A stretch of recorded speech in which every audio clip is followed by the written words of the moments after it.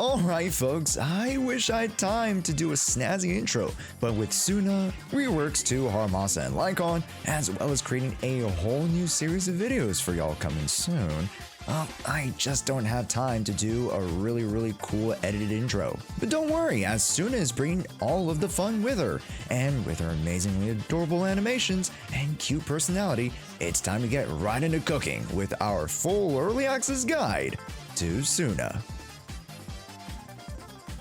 Now, as our dedicated member that tries really hard, no seriously, that's her role in the group.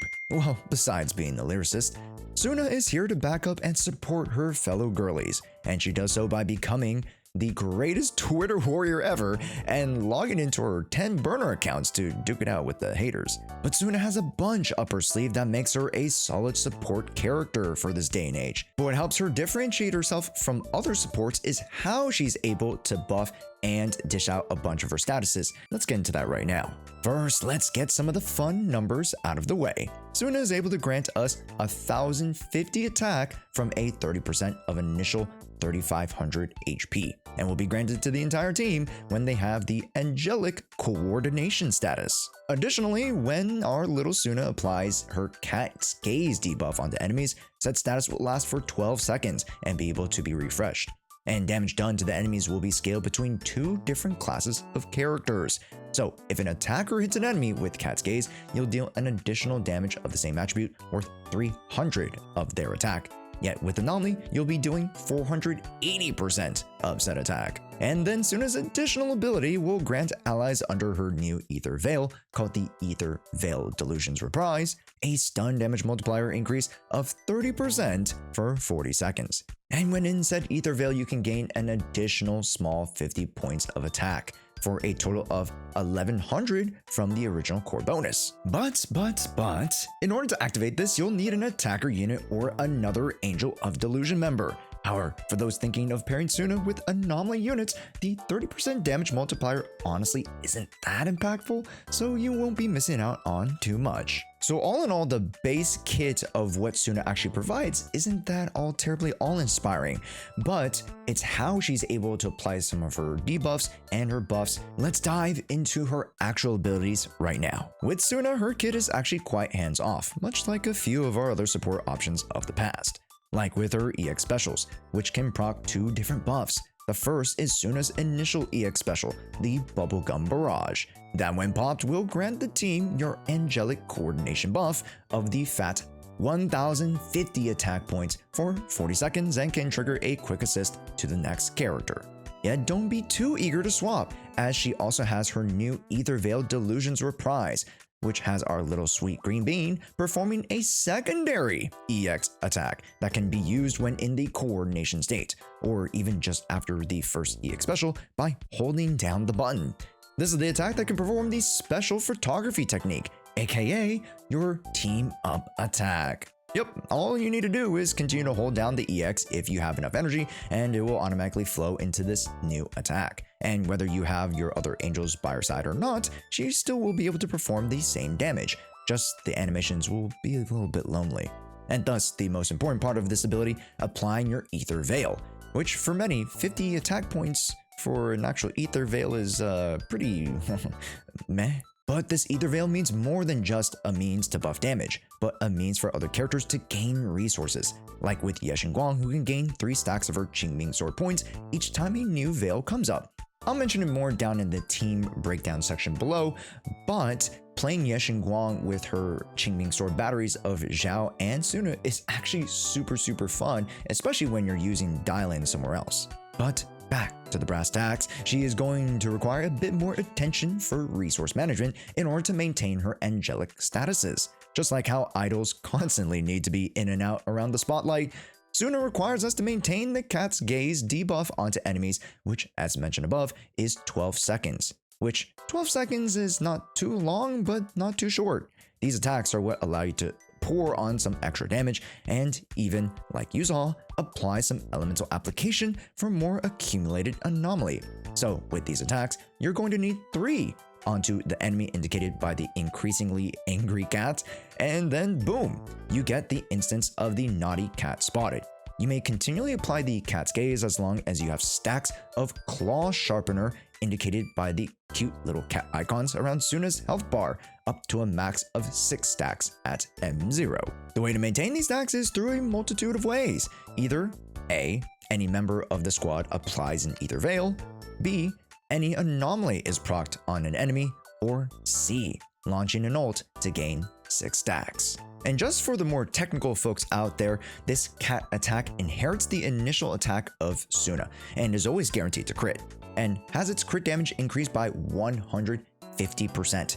Yet, because this ability inherits the element of the attack or anomaly character who popped it, the attack itself unfortunately will not be considered a basic of the on-field character, as I've been testing ways to have Suna proc things like Woodpecker, so no fun basic attack shenanigans. But not to fear, as that is just a little gimmick I thought to explore. Let's move to the rest of her kit, and Suna's chain attack will be quite underutilized, unless you just like seeing her take to the field, as the attack animation itself is cute, but does take a considerable amount of time and with no extra benefits, unlike the ultimate, which has more damage and will grant Suna a whole pack of cat stacks, which most likely you'll be using right before a stun window, as to not clog up the limited amount of time the enemy is dazed with her subtweets and massive hammer swings. And then to wrap it up, as Suna does not have much extra attacks associated with her assists or dodges, in the team guide portion we'll still mention how it's important that you have all of Suna's kit invested into. But you know what Suna's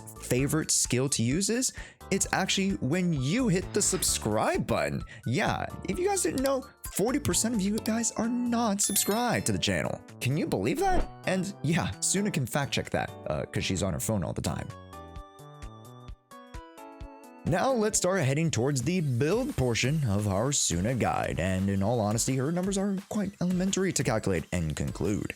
Yet there are some smaller hiccups for those wanting to min-max, so let's get right into it. Let's start with the AirPods. Yup, I am so for real, they are straight up W engine AirPods, and I respect that for Suna. You know she's about that functional drip, you know what I mean? The Thought Bop. I'm sorry, what? Hold up. We got the AirPods and we're finna call this thing the Thought Bop? Bro, she's just iconic. But the Thought Bop is quite the valued W engine. But here's a fun little magic trick that you didn't think I'd do for this video. I know the entertainment value of this guide is shooting through the roof.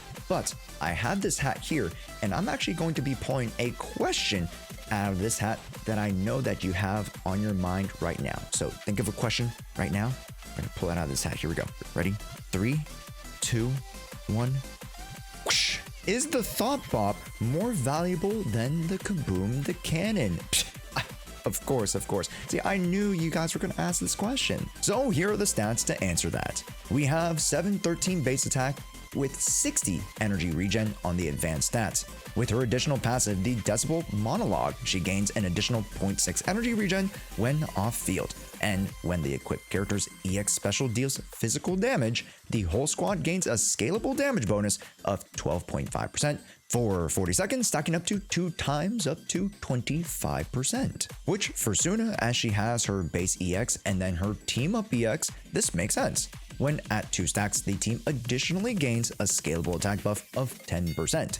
Honestly, this does turn out to be better than the mid-elegant Vanity, as it provides the attack buff, more damage bonus, and even greater energy bonuses. But honestly, does this Bop It actually do better than the Kaboom?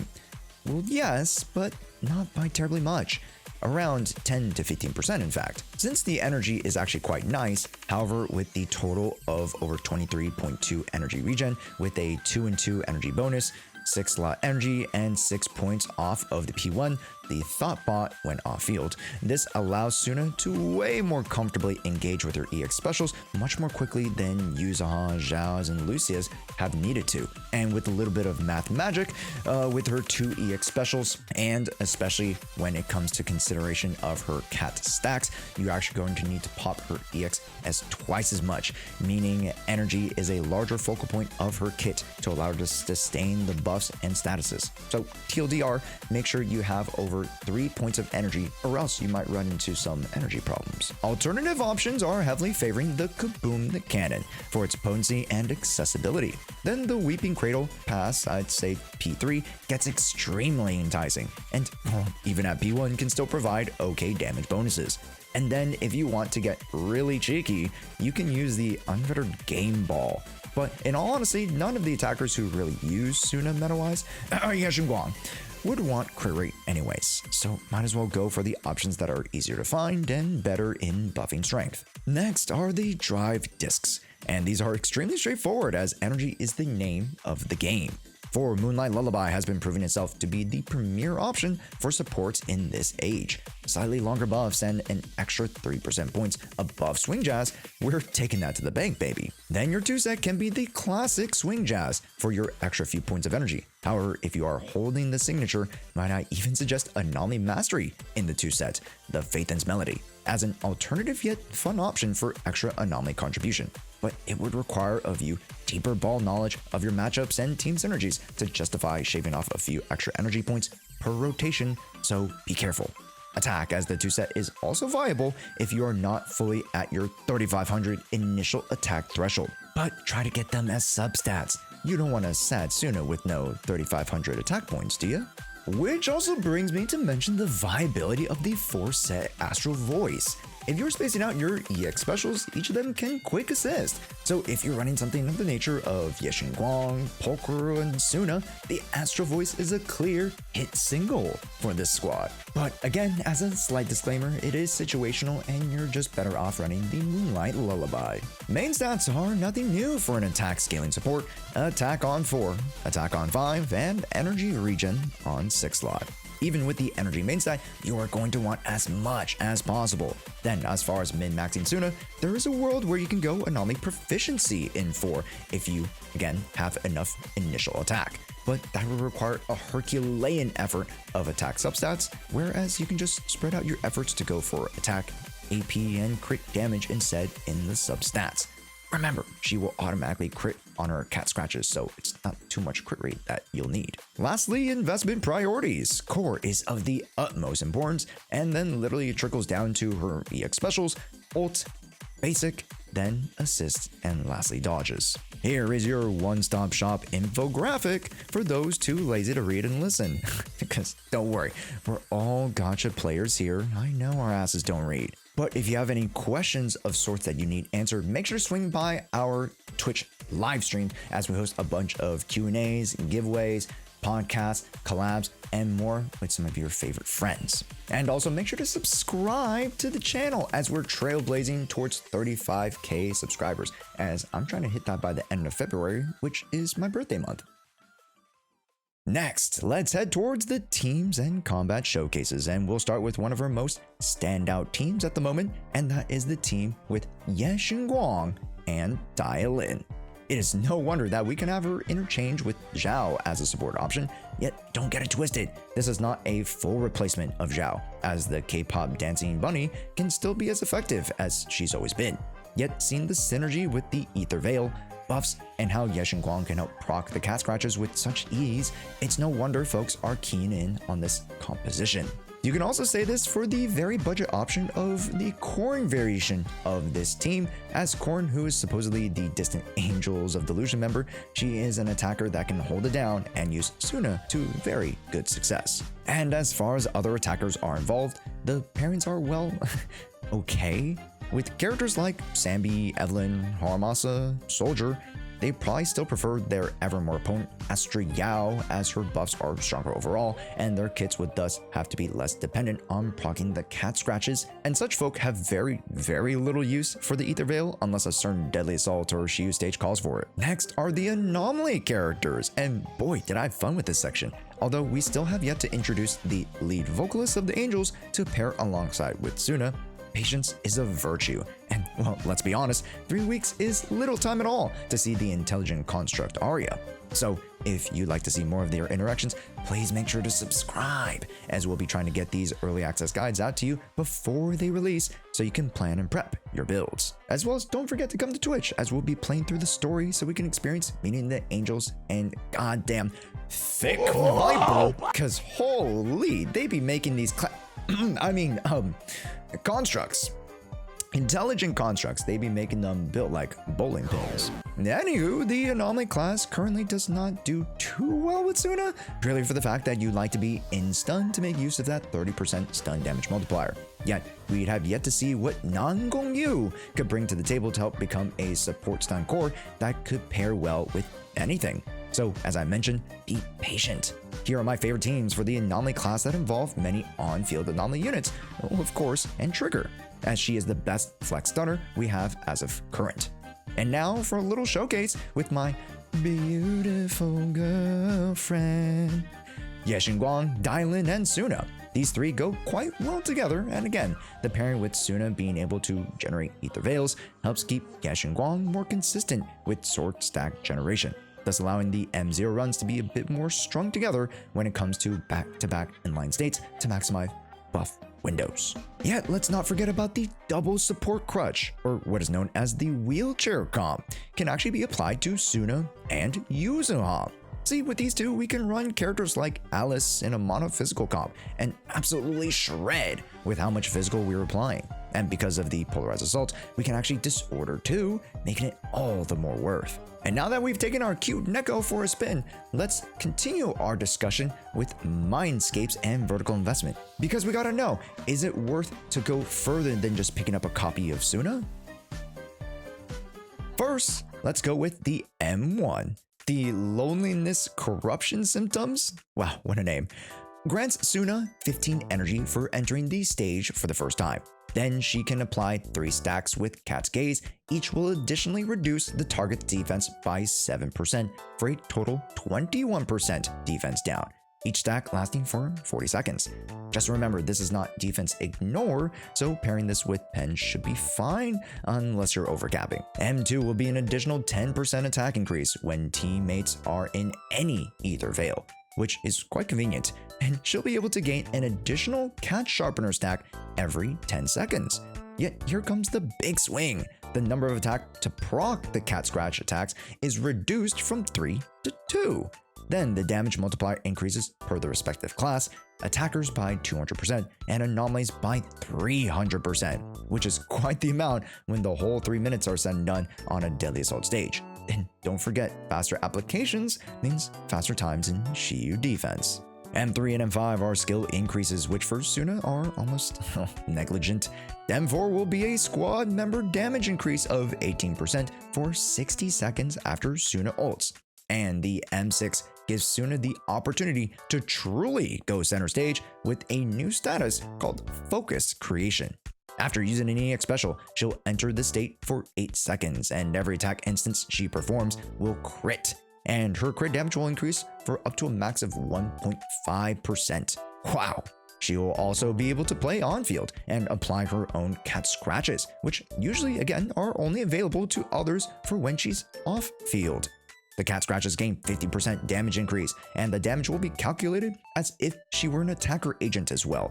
If she were to proc the cat gaze, she'll immediately pop it and reapply it again to the enemy, leading us to some small numbers all adding up to some pretty massive and momentous damage. Personally and professionally, as your ZZ consultant, I only suggest you actually go for 1 copy of Suna.